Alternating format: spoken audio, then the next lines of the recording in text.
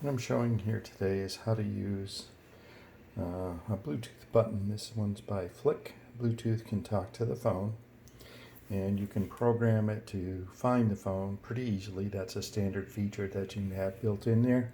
So let me show that first. Come and get me.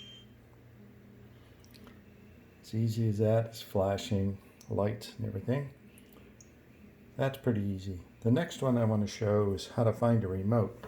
Now again, this is a Bluetooth button which can talk to the phone, but then I'm making the phone speak to Google Assistant, and it's asking Tile to find the remote. Let's try that.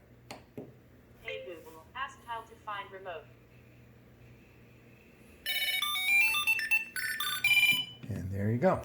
Simple as that. Again, just using Bluetooth. One moment. It's taking a little longer than usual. Google's a little confused there, but we did find it.